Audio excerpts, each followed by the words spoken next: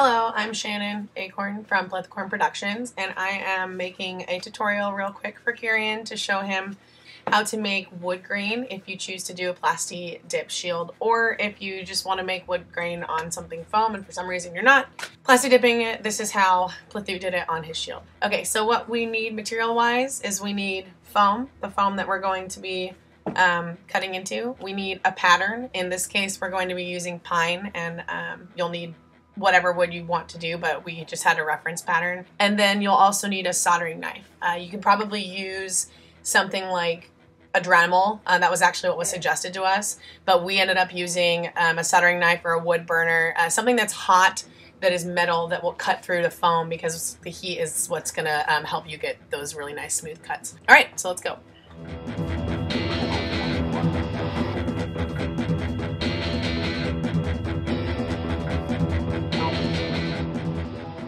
I think it's hot enough, so we're gonna try the first cut. So I'm gonna hold it. Again, notice I'm holding the tip. I want a thin cut, so I'm just gonna go straight to the top. Yep, it's nice and hot. And the hardest part about this project is that it's slow. You've gotta go slow, or you're gonna mess up the foam.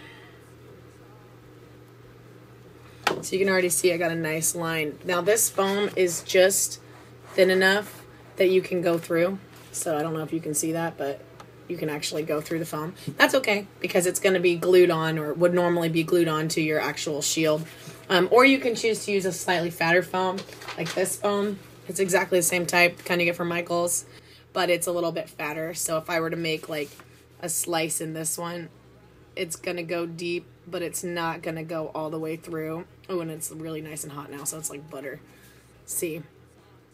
But I'm just using what scrap we had, so mine's a little bit small. But again, that won't really matter. So I guess I'll do it this way, so you can see what I'm doing. And you're pulling it towards yourself. It's easier for your hand to pull than it is to push, so always try to pull it towards yourself.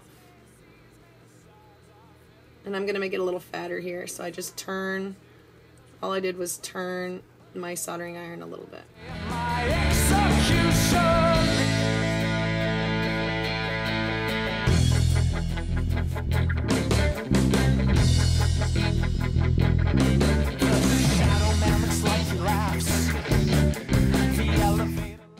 So when you're done, you'll end up with this, something that looks like this wood grain, and you can put it on your shield, etc. So even though this is a little thinner, see, you can still see some of the little holes in the back. Totally enough surface for you to glue this on to the front of your shield.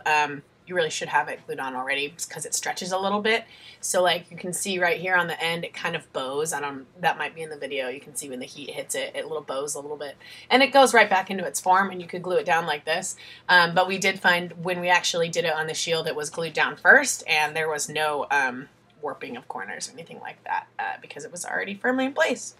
All right, and that is a quick tutorial on how to make wood grain out of craft foam for your Belegarth or Dagorhir or Amp or whatever kind of awesome sport you play for medieval sports.